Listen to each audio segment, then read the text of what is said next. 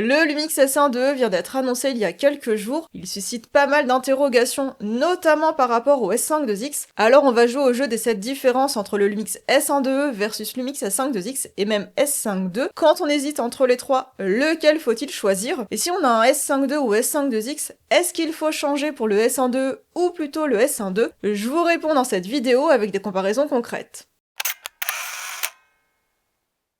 Le Lumix S1 a un capteur plein format de 24 millions de pixels, comme le S5 et le S5 On est sur la même architecture de capteur, ça veut dire qu'on a la même qualité d'image. Le Lumix S1 n'apporte pas une meilleure qualité d'image, et de toute façon elle est excellente avec ses appareils photo. On a la même plage dynamique qui est de 14 stops en Vlog, on a la même esthétique, une bonne science des couleurs avec le S1 comme les S5 et S5 Il n'y a pas de différence sur la qualité d'image et la science des couleurs, ils sont très bons tous les trois.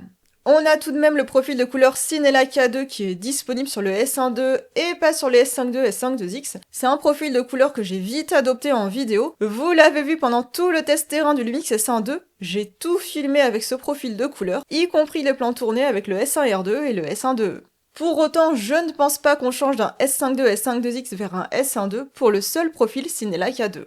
Puisqu'on a la même architecture de capteur, on retrouve les mêmes capacités en basse lumière qui sont excellentes. En photo, même en JPEG, je n'hésite pas à monter les ISO jusqu'à 12800, et en RAW, je vais même jusqu'à 25600 ISO, surtout aujourd'hui avec les puissances de calcul des logiciels de traitement. Ils ont aussi le même double ISO natif, dit simplement les Lumix S1 S5 et S5 ont deux niveaux d'ISO sans aucun bruit, et en Vlog, on a un ISO natif à 640 ISO, et surtout un autre à 4000 ISO, et de ce fait avec ces trois appareils photo, on peut filmer à 4000 ISO sans aucun bruit. Comme je vous l'ai dit, on a la même architecture de capteur entre le Lumix S1 le S5 et le S5 mais on n'a pas pour autant le même processeur. Le Lumix S1 a un nouveau processeur de traitement de l'image, nouveau processeur qui est plus rapide que celui des S5 et S5 Alors à quoi ça sert un processeur plus rapide? Eh bien ça aide à avoir un meilleur autofocus plus rapide, plus précis. Ça évidemment c'est sur le papier, ce qui m'intéresse ce sont les faits. Et pour ça j'ai comparé les deux en vidéo et en photo, avec les mêmes scènes, les mêmes réglages et en sujet en mouvement. On reste dans la thématique du roller comme le test du Lumix S1 un sujet qui n'est pas facile à suivre avec des déplacements difficilement prévisibles pour un autofocus. Quand je filme Benoît en face caméra en détection humain, donc corps, visage plus œil, honnêtement je ne vois pas de différence entre le Lumix S1 et le S5 Le Lumix S1 est légèrement plus réactif à grande ouverture, mais ça se joue à pas grand chose. On a deux autofocus qui fonctionnent bien, qui détectent et suivent le sujet. Quand je filme Benoît qui surgit dans le champ, il est vite attrapé par l'autofocus du S1 comme du S5 et là où j'ai vu une différence en vidéo, c'est sur la précision. Quand Benoît est loin, le Lumix S1 le détecte plus longtemps, et quand il revient vers moi, le Lumix S1 le détecte plus tôt. On a un autofocus moins précis sur les S5 et S5 comme j'ai pu le dire dans mon comparatif avec le S1R2. Et cette précision accrue, elle se vérifie quand j'ai filmé Benoît en face caméra avec la seule détection visage et œil. Là, dans ce contexte, le Lumix S1 est meilleur que le Lumix S5 qui est complètement aux fraises. Lorsque Benoît est face à moi, qu'il baisse la tête, le Lumix S5 ne le détecte pas, alors que le Lumix S1 le capte, et même sur les plans où le Lumix S1 semble ne pas détecter de visage ni d'œil, Benoît est quand même net. Alors entre nous, ça n'a pas de sens de mettre une détection visage plus œil sur un sujet sportif, surtout aussi éloigné du cadre. On voit ici les limites des tests techniques qui sont souvent éloignés d'une utilisation réelle. Dans la vraie vie, je n'ai jamais ce type de comportement puisque je sais configurer mon autofocus pour avoir les résultats escomptés. Dans ce contexte de sport, il faut se mettre en détection corps plus visage plus œil sur un S5 Quand on se met en détection visage plus œil uniquement, c'est pour du portrait ou quand on veut être très précis sur sa mise au point. Ici, par exemple, pour ce tournage, eh bien, je me filme avec la détection visage plus œil uniquement. Et c'est là qu'il est important de connaître son matériel dans ses subtilités, c'est bien les tests d'autofocus, mais le plus important est de savoir comment le configurer, vous le voyez bien. Et c'est ça aussi que je vous apprends, je suis sur Lumix depuis 2015, je suis restée chez Lumix même quand l'autofocus était décrié, j'ai appris à me servir de cet autofocus, à en tirer le meilleur, et c'est toute cette expérience sur tous les boîtiers en photo comme en vidéo que je partage avec vous dans mes formations Lumix. Vous avez de 20 à 25 heures de cours que vous pouvez consulter à votre rythme. Les formations sont construites, réfléchies avec pédagogie, clarté et bienveillance. Je vous mets toutes les références de mes formations en description. Et n'oubliez pas, pour toute précommande d'un Lumix S1.2 ou d'un Lumix S1.2, ipln.fr vous offre ma formation, alors pensez bien au code créateur Nadia. Si on reprend les mêmes scènes filmées avec la détection corps plus visage plus œil, le Lumix S5 s'en sort aussi bien que le S1.2. Il n'empêche que l'autofocus du Lumix S1.2 est meilleur parce que plus précis. Et ce n'est pas tout, on a aussi une détection supplémentaire, l'Urban Sport. Ce mode permet de détecter du skateboard, du BMX, du breakdance et du parcours. Ça oriente aussi l'autofocus vers un sujet en mouvement rapide. Quand on compare l'autofocus en photo, en rafale, la différence de réactivité de l'autofocus est plus flagrante. Avec le Lumix S5 sur l'ensemble des photos prises en rafale, j'ai entre 60% et 85% de rafale nette. Le taux de rafale nette chute quand je suis en détection visage plus œil, et quand Benoît arrive vers moi, dans ces situations, j'ai plus de déchets. Quand Benoît surgit, le détecte et le suit assez rapidement. Il lui faut environ 60 à 80 centièmes de seconde pour le détecter quand il surgit dans le cadre. Et en dehors de ce test, j'ai déjà pu photographier du ski freestyle. Comme j'avais configuré normalement l'autofocus, j'ai bien plus de rafale nette. Avec le Lumix S1.2, j'ai entre 80 et 95% de photos nettes sur l'ensemble de mes rafales. Ce sont encore une fois les rafales prises avec l'autofocus en détection visage plus œil uniquement qui font chuter le taux de rafale net. Le Lumix S1.2 reste plus rapide et plus précis dans ce contexte. Quand Benoît surgit, il lui faut environ 50 centièmes de seconde pour récupérer Benoît, l'AF est donc plus rapide. Le Lumix S1.2 a aussi un meilleur taux de rafale net parce qu'il récupère bien plus vite le sujet au cours d'une rafale. J'ai des séries de rafales avec 2 à 5 photos floues et celles d'après sont nettes, là où le Lumix S5 est plus lent à récupérer le sujet. Et en comparaison, pour vous situer toutes les nouveautés, le Lumix S1.2 a entre 90% et 100% de photos nettes sur l'ensemble de mes photos prises en rafale, sachant que vous devez garder à l'esprit que la cadence rafale du S1.2 est le double de la cadence rafale du S1.2 et S5 on est à 60 images par seconde, et lorsque Benoît surgit, le Lumix S1.2 met entre 10 et 20 centièmes de seconde pour le récupérer. Ça vous montre vraiment les différents niveaux d'autofocus et les progrès de l'autofocus entre le S5 et le S1.2, et par rapport au Lumix S1.2 qui est encore un niveau au-dessus, il faut bien avoir en tête que le Lumix S1.2 déclenche immédiatement, donc Benoît est à peine dans le champ quand je déclenche, là où avec les S5 et S1.2, j'ai une latence si bien que Benoît est déjà dans le champ depuis un certain temps. J'ai aussi eu l'occasion de photographier un oiseau en rafale avec le S1.2, l'oiseau est net sur l'ensemble de la rafale, mais le plus intéressant c'est que l'autofocus a continué de l'accrocher et le suivre même quand il passe derrière les feuilles. Est-ce qu'il faut pour autant changer du S5 vers le S1.2 pour le seul autofocus? À moins d'être photographe et vidéaste dans le sport, et particulièrement le sport urbain, je n'en suis pas certaine. Je pense que si vous avez déjà un S5 ou un S5 et que vous souhaitez évoluer, il vaut mieux carrément partir sur le S1.2. Le Lumix S1.2, et c'est plutôt si vous avez un Lumix plus ancien, ou carrément que vous entrez dans l'univers des Lumix et que vous avez un budget restreint. La sortie du Lumix S1.2, elle pose une autre question. Qu'est-ce qu'il apporte en photo par rapport au S5 ou S5 Honnêtement, pas grand-chose, hormis un autofocus plus rapide et plus précis, ce qui est quand même un point important. On retrouve les mêmes qualités en photo, et je ne vais pas revenir dessus, vous pouvez au besoin regarder mes tests des Lumix S5 et S5 je vous mets les tests en description. Le Lumix S1.2 est d'ailleurs un bon boîtier photo, et il faut arrêter de taguer les Lumix que sur la vidéo, c'est absolument faux. On a des specs dingues en photo sur toute la gamme, et plus particulièrement avec le Lumix S1.2. Le Lumix S1.2 reprend le mode haute résolution. Avec lui aussi, on peut photographier en 96 millions de pixels à main levée directement dans le boîtier en RAW. C'est une fonction qui est bien connue, qu'on a déjà sur les Lumix S5 et S5 et qui fonctionne très bien. On retrouve la rafale en 30 images par seconde en obturateur électronique avec la même légère latence au déclenchement, latence qu'on n'a pas sur le S1.2 mais qu'on a avec le S1.2 comme les S5 et S5. Petit avantage sur les S5 et S5 le buffer est à 200 images, alors qu'on est à 180 images pour le S1 en rafale électronique. Mais bon, on a plus de rafale nette avec le S1 Le Lumix S1 a aussi la pré-rafale, et c'est pour ça que la latence n'est pas vraiment un sujet. Cette fonction permet d'enregistrer en rafale avant même d'avoir fini de déclencher. On peut remonter jusqu'à 1 seconde et demie entre l'appui mi-course et le déclenchement final. La pré-rafale permet de pallier notre temps de réaction. C'est idéal pour saisir l'instant même si on a été trop lent à déclencher. C'est particulièrement intéressant en photo animalière, d'autant que là aussi on a une cadence de 30 images par seconde, y compris en RAW. Ces fonctions, on les connaît déjà très bien avec les S5 II et S5 IIX, il n'y a rien de révolutionnaire. L'avantage du Lumix S1 II en photo, c'est l'autofocus plus rapide et plus précis, et aussi l'enregistrement sur carte CF Express. Ça permet des vitesses d'écriture bien plus rapides qu'une carte SD, et même plus rapides que certains disques durs SSD entrée de gamme. Quand j'ai fait le comparatif, j'étais sur carte CF Express avec le S1 II et disque dur SSD sur le S5 IIX. La vitesse d'écriture avec le S1 II, c'est sans commune mesure. Je vous montre les deux plans à l'image, et je dois vous dire que j'en avais marre d'attendre avec le S5 IIX. J'avais oublié que les vitesses d'écriture sont plus lentes. Pour quelqu'un qui pratique la photo de sport ou animalière et qui est amené à photographier souvent en rafale, le Lumix S1 II est plus intéressant. Et on a aussi la fonction exposition multi pour prendre des photos en transparence. Par exemple, si vous avez un Lumix S5 qui est vieillissant, eh bien ça peut être intéressant de passer au S1 II si vous n'avez ni l'envie ni le budget pour le S1 II. Maintenant, qu'est-ce qu'apporte le Lumix S1 II en vidéo? Eh bien un autofocus plus rapide et plus précis aussi. En dehors de cela, il est très proche du S5 IIX, il peut filmer en 4K et 4K cinéma jusqu'à 60 images par seconde, comme les S5 II et S5 IIX. On retrouve aussi le recadrage x 1,5 quand on filme en 48, 50 et 60 images par seconde en 4K et 4K cinéma.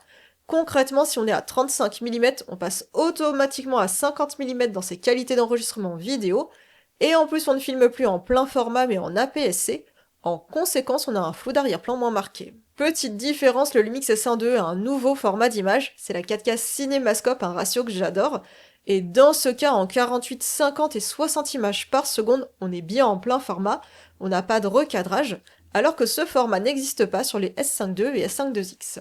Ce format cinémascope, on peut quand même l'obtenir en post-production. J'ai filmé quelques plans de prise en main du S1 II avec le S5 IIX, et grâce au marqueur 4, j'ai pu recadrer en cinémascope dans mon logiciel de montage.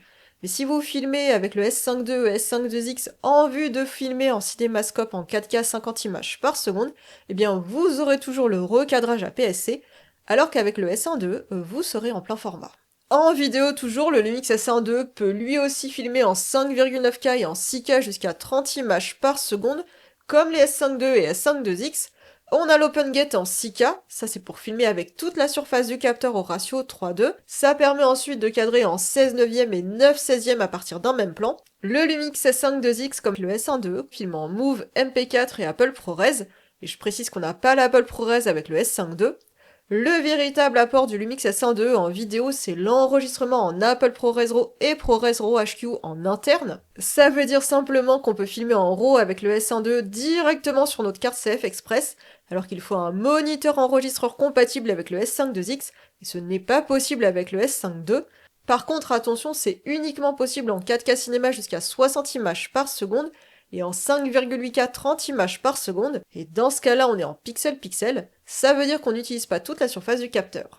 Bon, dit comme ça c'est bien, hein, mais à quoi ça sert de filmer en RAW? Eh bien c'est un peu comme en photo, quand on filme en RAW on n'a aucune compression, aucune perte de données, on a toutes les informations, donc toutes les données enregistrées par le capteur sur nos plans, on va aussi filmer avec une plus grande quantité de couleurs, on peut aussi modifier les ISO en post-production, ou encore la balance des blancs quand on filme en RAW. C'est aussi moins coûteux parce qu'il faut compter environ 1000-1200 € pour acheter un moniteur externe enregistreur avec tous les accessoires. On a aussi plus d'outils avec le Lumix S1 II pour exposer correctement nos vidéos.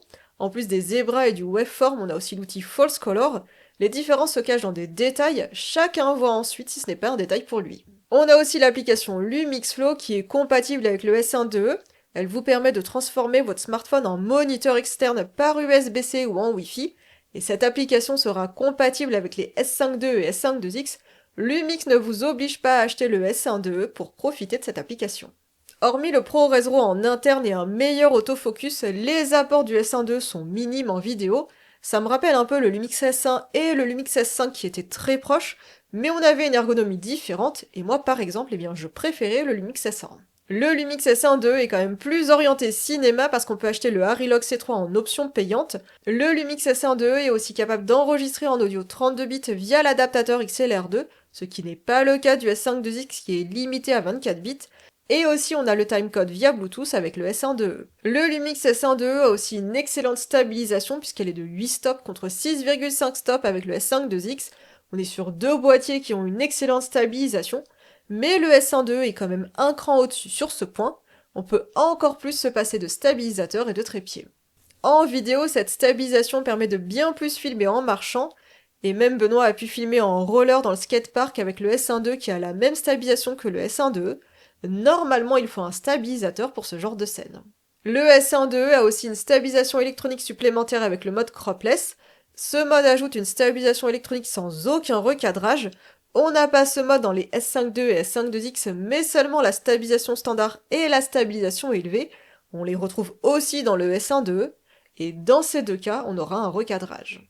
Le S1.2 a un atout supplémentaire au S5.2 et S5.2X sur la stabilisation. Après, ce n'est pas un motif en soi pour changer, sauf si vous avez ras-le-bol du stabilisateur. Si vous prévoyez un voyage au long cours, des projets physiques où le poids du matériel va compter, eh bien là, le S1.2 est intéressant parce qu'on pourra se passer de trépied et de stabilisateur dans bien des cas. Les plus grosses différences entre les S5.2, S5.2X et le S1.2, c'est au niveau de l'ergonomie au sens très large. Quand on commence à prendre goût au S1.2, le Lumix S5.2X prend un petit coup de vieux. Rien que l'écran inclinable et orientable, ça change la vie. Maintenant, je suis tout le temps en train d'essayer d'incliner l'écran du S5.2X et après je me souviens que lui n'a pas d'écran inclinable. Avec le Lumix S1.2, on a le choix, on peut orienter ou incliner l'écran, ou incliner et orienter l'écran. L'appareil se met de moins en moins entre moi et mon projet, c'est de plus en plus une extension de ma main, de mon regard, et c'est hyper plaisant de travailler avec ces S1 de deuxième génération. Il a aussi un meilleur viseur puisqu'il est de 5,76 millions de points, contre 3,68 millions de points sur les S5.2 et S5.2X. On a surtout un commutateur photo-vidéo sur le S1.2, là où il faut passer par la molette des modes de prise de vue avec les S5.2 et S5.2X. Selon le positionnement du commutateur, on a des menus bien séparés. Si vous êtes uniquement photographe, vous laissez votre commutateur sur photo et vous ne verrez pas tout ce qui concerne l'univers vidéo et inversement. Et surtout, on a 15 profils personnalisables contre 3 avec le Lumix S5.2X. Si bien que je me servais de ces profils personnalisables uniquement en vidéo, parce qu'on en avait que 3, donc il fallait faire des choix. Là, avec le S1.2, on peut se créer 5 profils en photo, 5 profils en vidéo et 5 profils en SNQ, c'est très appréciable. Je pense que si vous faites du mariage, du reportage, du concert, bref, toutes les situations de prise de vue où il faut être vif, ces 15 profils sont hyper intéressants. Le Lumix S1.2 permet aussi de copier ses cartes SD sur un SSD. Si vous êtes loin de votre ordinateur et que vous avez besoin de sauvegarder votre carte mémoire, vous pouvez la copier simplement sur un disque dur en la reliant à votre appareil photo. Et il faut savoir qu'aujourd'hui, il n'existe pas de solution simple pour copier une carte SD sur un disque dur SSD. Le Lumix S1.2 répond donc à une vraie problématique sur ce point. On a aussi la protection du capteur sur le S1.2 et pas sur le S5.2X, et j'ai déjà parlé de l'enregistrement sur carte CF Express, c'est pratique d'avoir en interne une carte très rapide, pour la rafale oui, mais aussi pour des prises de vue par mauvais temps. Dans le contexte de la pluie ou de la neige, j'évite de brancher un disque dur SSD. Bon, maintenant on va parler du prix de ces trois boîtiers. Le Lumix S5.2X coûte 2299 € et il était à 2499 € à sa sortie. En kit avec le 20-60 mm f3.5 5.6, il coûte 2599 € et il coûtait 2799 € à sa sortie. On peut le trouver aussi avec le 24-105 mm f4 à 3299 €. Tous ces prix sont hors promotion potentielle, donc pensez bien à regarder les liens en description pour voir les offres du moment. Le Lumix S1.2 coûte 2799 € nu, et en kit avec le 24-105 mm f4, il coûte 3699 €. On peut aussi l'acheter avec le 24-60 mm f2.8, l'ensemble vous revient à 3499 € avec l'offre de précommande. Clairement, le Lumix S1.2 est bien plus cher, et si on entre dans la monture, est-ce que les apports du S1.2 vous sont utiles? La meilleure stabilisation, l'emplacement CF Express, la séparation photo-vidéo, les 15 profils personnalisables, l'AF plus rapide et plus précis, l'écran inclinable et orientable, la 4K Cinémascope, le ProRes RAW, la copie sur SSD. Est-ce que tout ça justifie de choisir le S1.2 plutôt que les S5.2 ou S5.2X? Quel que soit votre choix, vous aurez un super boîtier. Là, ce sont vraiment des specs techniques qu'on choisit. Je pense que si vous avez un Lumix vieillissant d'autofocus de contraste, par exemple que vous avez un Lumix S1 ou un Lumix S5, et aussi que vous avez un budget à respecter, eh bien le Lumix S1.2 est une évolution intéressante. Même si je pense que quand on le peut financièrement, il vaut mieux carrément évoluer sur le Lumix S1.2. Et si vous avez déjà un Lumix S5.2 ou S5.2X, je pense qu'il vaut mieux carrément évoluer sur le Lumix S1.2 plutôt que le S1.2. On a une véritable évolution, de vrais apports en photo et en vidéo. Après, bien sûr, il faut avoir le budget. Et si je peux me permettre de vous conseiller sur ce point, moi j'ai toujours financé mes achats de nouveaux boîtiers Lumix en revendant les anciens d'occasion. Par exemple, je n'ai plus le Lumix S5 II parce que je l'ai vendu pour acheter le S5 IIX. Je revends aussi les objectifs, même si parfois ça me fait mal au cœur. Et si je peux vous donner un autre conseil, c'est de ne pas vendre maintenant. Quand c'était possible, évidemment, j'ai toujours acheté le nouveau boîtier d'abord, puis j'ai attendu que la nouveauté passe, et ensuite j'ai vendu l'ancien d'occasion. À la sortie du Lumix S5, j'avais le Lumix S1 qui semblait enterré, invendable ou à bas prix. J'ai attendu plusieurs mois, j'avais les deux en attendant, et plusieurs mois plus tard, j'ai revendu le Lumix S1 à contre-cœur, je ne vous le cache pas, et comme il avait eu des mises à jour, que la news du Lumix S5 était passée, j'ai finalement bien vendu ce Lumix S1. J'ai même financé l'achat du Lumix G9 en revendant mon canapé, ma télé, mon meuble télé et une poussette. Bon, c'était une aparté, mais c'est aussi ça le but de ma chaîne, alors n'hésitez pas à vous abonner bien sûr, et me soutenir en achetant depuis les liens en description. Vous verrez, il y a aussi des liens pour vendre et acheter d'occasion. Dites-moi aussi en commentaire, vous, quel appareil photo vous avez, quel Lumix vous intéresse pour évoluer, et moi je vous donne rendez-vous dans une formation Lumix ou dans une prochaine vidéo sur YouTube.